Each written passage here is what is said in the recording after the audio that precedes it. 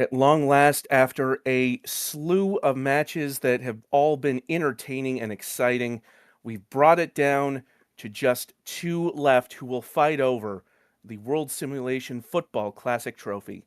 Hello, everyone. I'm Metafiction. I am joined today by Summerstood. And Summer, you could cut the tension with a knife. It is absolutely electric in the stadium right now. It definitely is. And what a finals matchup we are having tonight, or today, or wherever you're joining around in the world right now. It's Central Europe versus Pyrenees Union. Both of these teams with very different paths to the final. Pyrenees dominating their group really in incredible fashion, did not fail to win a single match.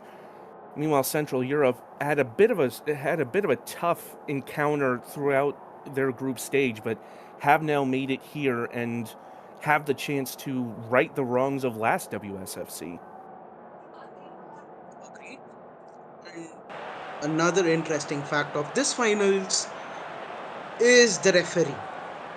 I mean, if you just look at it, this finals is being refereed by the one with the highest amount of uh, by the referee who has rolled the highest amount of cards in this tournament. A Well, pretty that interesting does match. that does lend an extra dimension to this match. It does mean that likely to see a lot of fouls. You do wonder about the flow of play, but nevertheless, we have gotten underway here as Cotswold bringing it forward there was forced out of bounds. Cast your mind back to the last WSFC. Pyrenees Union once again won their group, if memory serves. They made it all the way to the semifinals, where they were defeated ultimately by eventual champions Benelux. Meanwhile, Central Europe actually missed out on advancing from the group stage on goal difference. It was actually Norden who pipped them to that second spot. As that ball goes in, it's headed away. Cotswold scoops it up. The Cotswold with a shot, it's blocked. And that long shot held by the goalkeeper. But again, Central Europe, having missed out on qualification, will surely be out to right some wrongs this time around. Definitely. And certainly so far in this first opening 6 minutes, it certainly has been even so far. Both the teams trying to score that precious first goal of the game to break the deadlock. We've seen it so many times before. That first goal could effectively decide the winner, as this ball nearly nicked. And it's sent back to the Pyrenees keeper. Criminal forward to Joga Benito, out on that wing, trying to pass inside to Dybala, but intercepted. Geisberg now for Central Europe. Interception now by Dybala. Finds Pedrio. But an important challenge there by the Central Europe defender. And And that's it's a headed goal! in by Gerd Klose. It might not be, but it has opened the scoring here for Central Europe. I mean, at the end of the day, it was simple tap in. But the experience of Gerd Klose was certainly on for show for everyone who was watching that goal. Because at the end of the day, you had to be in that position to score that simple tap in. And that definitely comes from experience. And Gerard Klose is no stranger to being an experienced professional here in the SSL. Pyrenees really had an instant equalizer on that low cross from Cotswold, but couldn't find anybody. But if I'm not mistaken, that's the first time in this tournament the Pyrenees have found themselves with a deficit. We'll have to see how they respond to that. Klose was offside.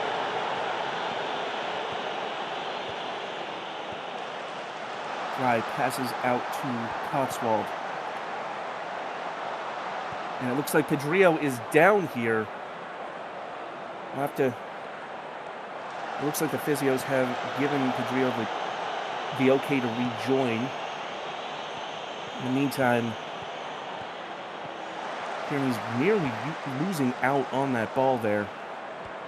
Dybala. Peixoto. Now here comes Tyranno Criminal. Beautiful interception there by Gaysburg.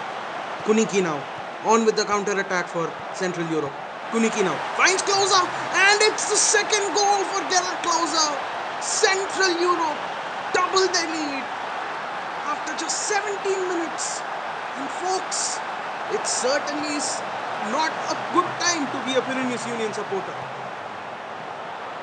Let's look at that run again. Kuniki able to get around Peixoto, and what a perfectly placed low cross to Klose. A second finish in this first half for Gerard Klose, and that is the mark of a star player, turning up exactly when they're needed in a high-pressure game like this. And let me tell you, when that goal went in, you could feel the gantry shaking. That was such an important strike. Central Europe now up 2-0 on Pyrenees Union.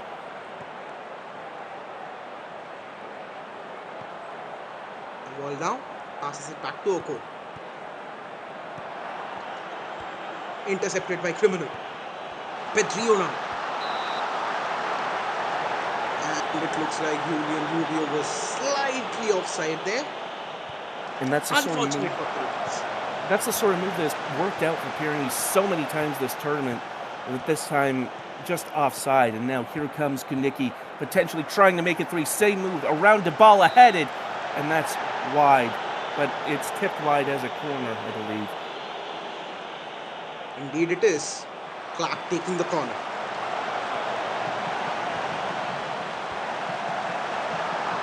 What a strike that was from outside the area.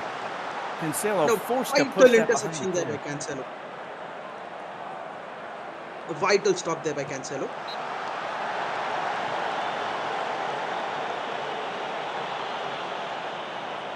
Pyrenees under a lot of pressure, but do have the free kick here. Cotswold sends that over the bar. Cotswold's such a talented player for Sao Paulo in the SSL, and now probably the linchpin of this Pyrenees team, going to be required to really step up if Pyrenees are going to dig out of this hole they've found themselves in. Definitely agreed. But now Zoe Clark tries finding her closer. Owen was offside. Ball back with Cotswold. Cotswold making a run on the right. Beautifully dribbled pass. Tries finding Rubio, but Millwall was there. And a really important block there by Cameron Millwall. That, again, those crosses so dangerous from Cotswold. Cancelo now sending it long for Pyrenees. Calls back to Gaysburg. One of the key players in the middle for Central Europe. Clark. Low cross, and that's tipped behind by Peixoto.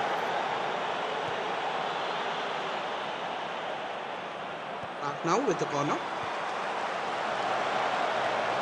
And Julian Rubio clears the ball away. Some solid defensive chops from one of the main goal-scoring threats on this team is Cotswold. Sends in that corner, and that just wide of the post there. Beautifully executed set-piece routine there by the Pyrenees Union. But unfortunately for them, it just wasn't a goal. Just was off target. Now Criminal, and it falls to Andres Pedrillo, and that's one back for Pyrenees. What a counter-attack that was from Pyrenees Union. I mean, look at that. Dybala to Criminal. Criminal just finds Rubio, and Rubio passes it back to Pedrillo, and Pedrillo with precision. Looked like Rubio might have taken that himself, but was dispossessed at the critical moment, unfortunately falling back to Pedrillo, and now Pyrenees have something to work with. Vermeer on the free kick, finding Cotswold. Bonito, it's around Clark, and Dybala takes the shot, and it's in. And we are level at 2-2. I mean, it certainly shows why Pyrenees Union have made it to the final so far with such a dominating display. I mean, with players like Dybala, with players like Cotswold, and with players all around the pitch. I mean, they've just taken 4 minutes, I guess, to score back-to-back goals and even out the score. That is what this tournament is all about. The best players in the SSL going up against one another and showing what they've got in the most clutch situations. It looked like Central Europe might have had the beating of Pyrenees in the early going, but here they come again. Crossed in, and it falls to Rubio, and the goalkeeper, Satoshi, able to scoop that up before they can concede a third. The Pyrenees have found their groove here. Cotswold in, and that's Julian Rubio. And it's 3-2. I mean, that is what Cunha Sao Paulo fans have seen week in, week out. That wing back to striker connection from Cotswold to Rubio is what gives Pyrenees Union their first lead of the game.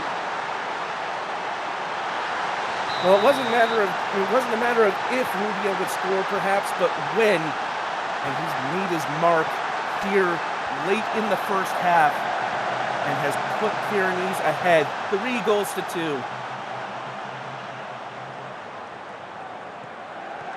And now they come forward again, Criminal to Dybala. Falls back to Dybala, the shot blocked. Cotswold's still with it. Then they have to reset a bit. And Kaniki dispossessing Criminal. Criminal with the throw-in again for Pyrenees. Bonito now. Possession still with Pyrenees. And it looks like it will be another corner for Pyrenees Union. Well, now it is at any rate. Let's see. Cotswold taking the corner.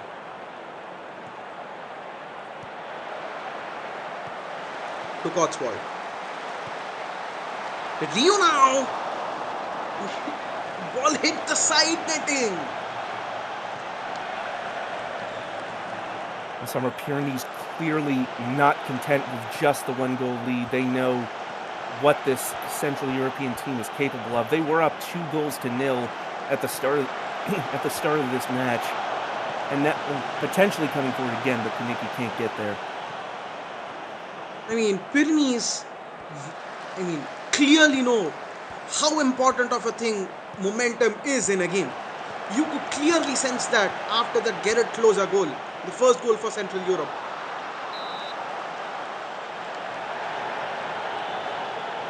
And Pyrenees certainly don't want to give Central Europe that sort of momentum to bounce back into the game again. And they are doing everything in their hand, or in their foot, I should say. And that's another near miss.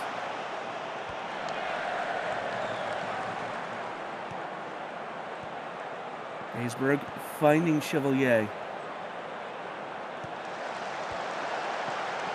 But that pass from Millwall offline, and now here's Fry trying to get around the center back and couldn't quite get there.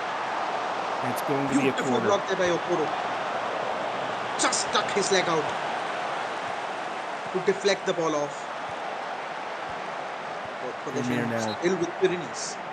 And looks like it will be yet another corner. Cotswold taking it. Sends it near post, up in the air.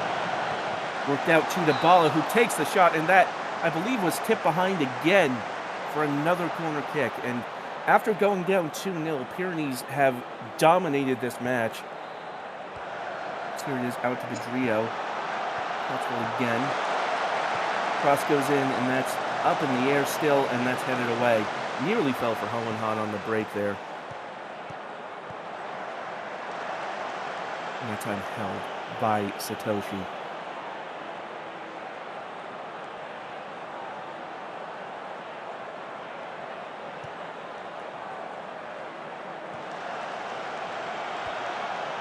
Criminal, perhaps one more chance here before the break. Bonito at the end line crosses, and Rubio gets that finish wrong. Rubio will certainly be kicking about in frustration for missing that chance. And it certainly looks like this will be the last piece of action before the halftime break. Walker loses possession, and that is going to be the half. Well, Central Europe started strong with a 2-0 lead on the foot of Gerd Klose, but then Pyrenees Union absolutely exploding into life in the latter stages of that first half. 3-2 the score, and they only looked like scoring again. It certainly was Central Europe's game for the first 10-15 minutes, and it certainly looked like Pyrenees Union were out of their mojo for that time. And then all they had to do, all they did then was take a deep breath, assess their positions, and played their natural game. And when they did, they scored 3 goals and just simply dominated the rest of the first half. Well, it was closer to the Pyrenees Union. We've seen all tournament, never really looked in danger of losing so far this tournament until that first spell of this match. Can they hold on to it, or will Central Europe be able to recapture that form? It's going to be a very consequential last 45 minutes here as Bierman and Schmidt coming on for Central Europe. I mean, never count out Central Europe though, because they have been in these sort of positions across this tournament. They have been finally been the victors in all of their previous matchups. So you never know.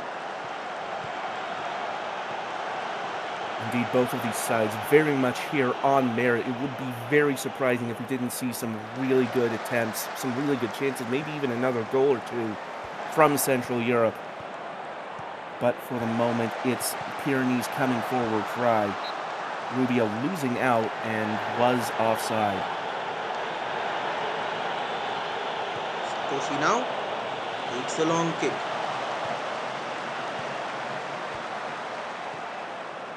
Rubio now. Dispossessed. Kuneki finds Mohanan. And it looks like just offside. Indeed. Central Europe's throw in. Clark now finds Gaisberg. And what a vital interception there by Cotswold. But the ball is still with Gaisberg. And it's a hat trick for Gerd Klose. But VAR is looking at it. It would be a huge goal for Central Europe, and it looks like it will stand.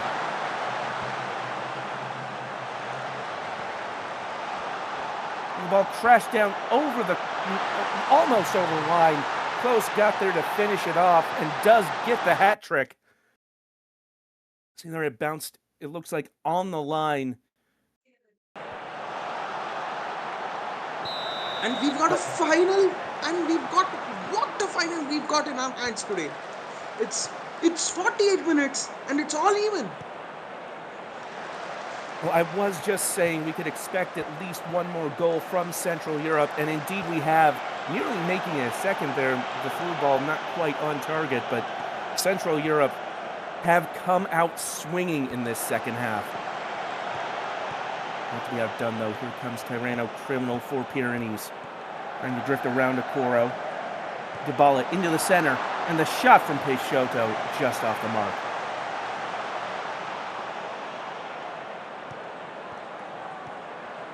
Certainly looks like Pyrenees Union are trying to give a fitting reply for the goal scored, but Klose now. The shot was off the target, unfortunately for Klose and Central Europe. The score still remains 3-3. Well, it's a bit surprising for the quality of finishing that we've seen from Klose so far today. He already got a hat trick. You expect him with nobody in front to bang that home, but just didn't get it on target. Will they rue that? Here is Pyrenees, and it's fallen for Fry, and just misses at the far post.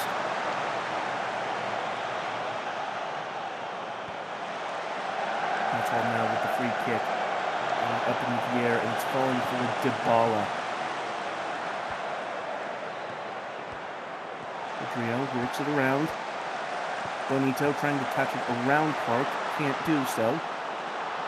Adrio from the edge of the area takes the shot, and a good save from Satoshi.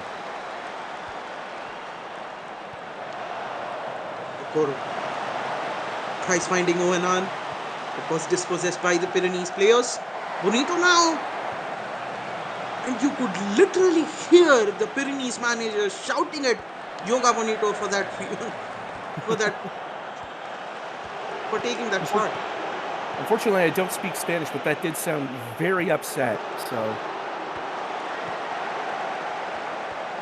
I know. Followed by Okoro. Now Criminal trying again, and again Okoro is the man on the spot there. Owenan. Now closer. Finds Schmidt. Can Schmidt score? And Schmidt does score. Clara Schmidt's first goal in this WSFC tournament. And what a time to score. As Central Europe, after 59 minutes of play, retake the lead back. It's 4-3, folks. And Central Europe certainly on a mission to win this outright, denying Pyrenees Union, or they certainly would want to deny Pyrenees Union. Pyrenees, though, coming forward with a chance of their own. Here's Fry, getting behind the defense, shoots, and misses from a tight angle. But that was an excellent goal from Central Europe. And they've got another one. It's Thomas Hohenhan, if he was onside. But was he offside? The VAR is certainly checking, and the goal has been disallowed. Folks, this is a final worth remembering. We've got goals, we've got wonder goals, and we've got disallowed goals from both the sides. And certainly for the neutrals, this certainly is a match worth watching and worth remembering for a very long time. Now that I can agree with. This might be the best WSFC final we've ever had. Granted, we've only had the 3, but this one, I think, tops the other 2 by a country mile. Now Clark for Eastern Europe, and that one might have ended up in Eastern Europe.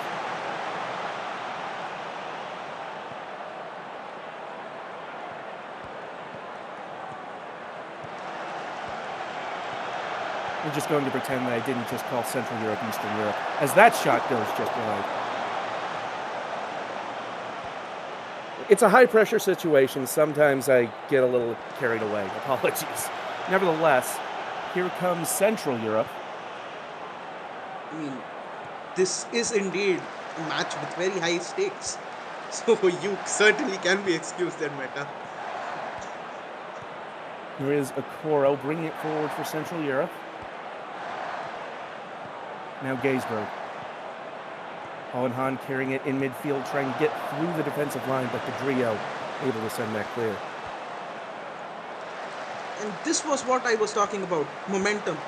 You can certainly see after Central Europe scoring those 2 goals, and with them in the lead, you can certainly see how frustrated the Pyrenees Union attackers are right now. Bierman getting booked there for that challenge on Bonito. Did break the momentum a little bit, but here it's Central Europe with the ball. Okoro has been so resolute in defense for Central Europe today. So many key stops. Now Millwall. Gaisberg through the middle. Worked inside, and that shot, I believe that was Schmidt, fizzes just past the post. I mean, if Schmidt had shot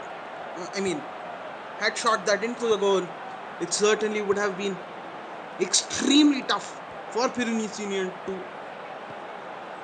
even think about making a comeback in this game with the way this has been going so far.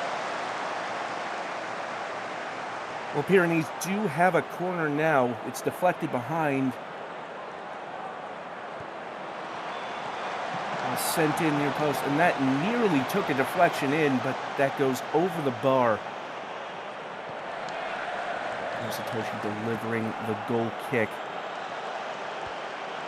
Gaisberg back to Millwall.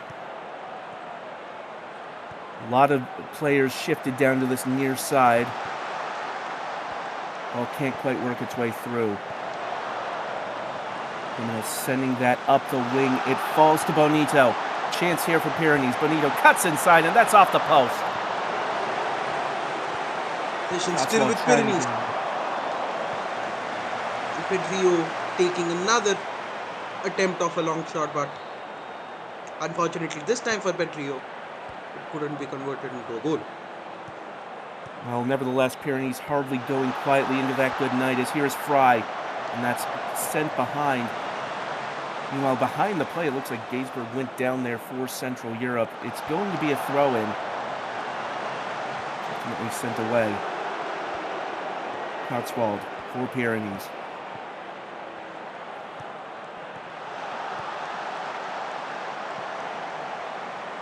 Trying to find the optimal angle of attack here.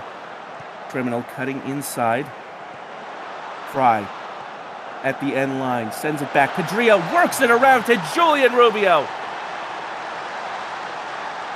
It's 4-4, folks. It's 4-4 after 78 minutes of play. Man, this certainly has been the best high-stakes match I've ever commented so far throughout this SSL. What a match we've been having. The second goal for Julian Rubio, and Pyrenees Union are back on level terms. It is a testament to the quality of these two teams. We knew we were in for a show, and a show is exactly what we have gotten. It is an absolute goal fest here, 4-4 with just under 10 minutes to play. It is anybody's guess how this is going to end up, and it is a worthy final in basically every regard. As here comes Central Europe on the attack, trying to reclaim the lead, but Bonito intercepting, and now Pyrenees on the break. Criminal trying to outpace Gaisberg, and does. Into the box, Criminal dispossessed, and it's back to Julian Rubio. And if VAR allows this, that's a hat trick for Rubio.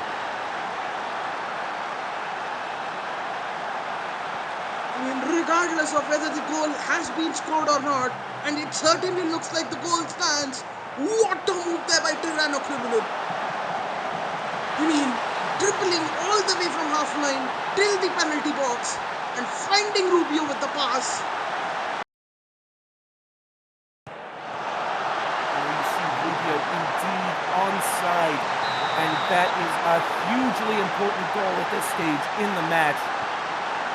It is Pyrenees 5, Central Europe 4. Will Central Europe have something else to say about it?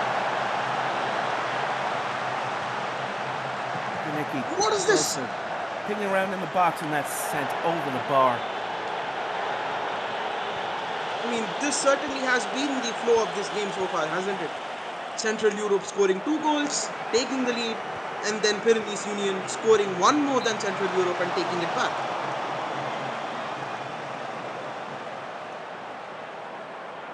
Cotswold here with a corner for Pyrenees, looking to try and put this game away if they can. Into the air, header battle, and that falls into Satoshi's arms. This match is not over yet, and Central Europe know it. I mean, you can feel that in their players. You can see Gaisberg, who is powering through his injury, because he knows how important of a game this is and how important of a player he is to Central Europe. So he's paining through his injury. He's forcing through his injury to stay on the pitch, make a difference, and ultimately get that equalizing goal for Central Europe.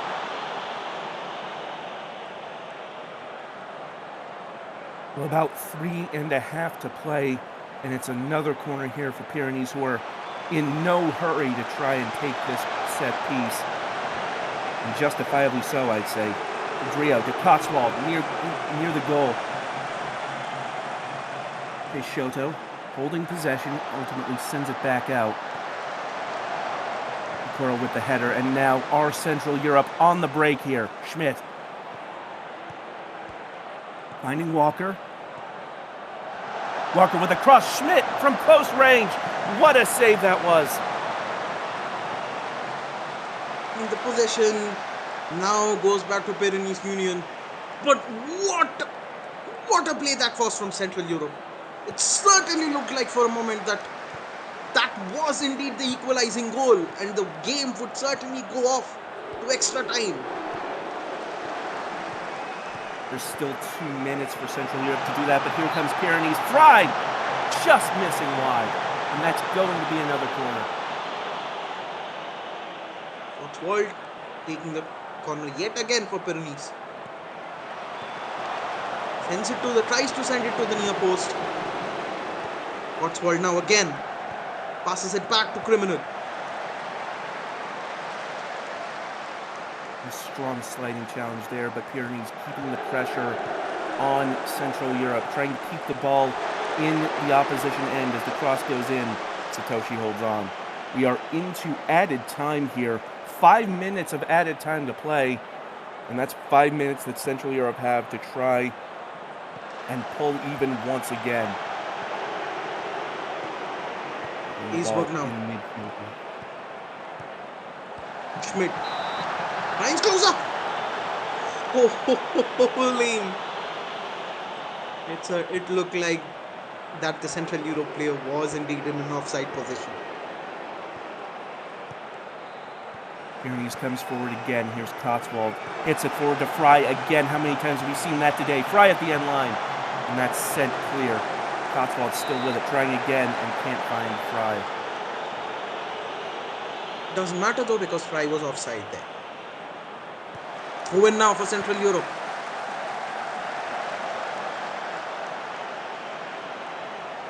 Cancelo was really brave to come out and grab that. Klose was lurking behind. If Cancelo had made even a slight error, that would have been an equalizer. Certainly would have been. But Cancelo certainly wasn't taking any chances. Because even Cancelo knows how great of a threat Gerard Klose is in the opposition penalty box. And it looks like it will be a Central Europe corner now. Clark taking it. Less than a minute to play. This could be the match. Clark, and that's wide, and that's going to be a goal kick, and that might do it. Pyrenees Union trying all sort of tricks to not lose possession and keep on wasting time. And Pyrenees Union have reached the mountaintop of the WSFC. They are victorious in the final here. 5-4 the final score. They've defeated Central Europe. And what a finals we've had. Kudos to both the teams for such a high octane finals, as it isn't often that you see a finals game with 9 goals shared between both the teams. And the referee too did play his part. As you can see, bunch of yellow cards awarded to all the many players across both the teams. Well, you did make a point of it at the start that the referee would be very strict today, but Pyrenees able to pull out on top. It is Julian Rubio, of course, who is your player of the match on the hat trick. Of course, Gerard Klose with a hat trick of their own for Central Europe. But what a final that was. What a tournament it's been. An absolute roller coaster ride from start to finish. I mean, and there you see on the screen, of course, the final. Pyrenees Union 5, Central Europe 4.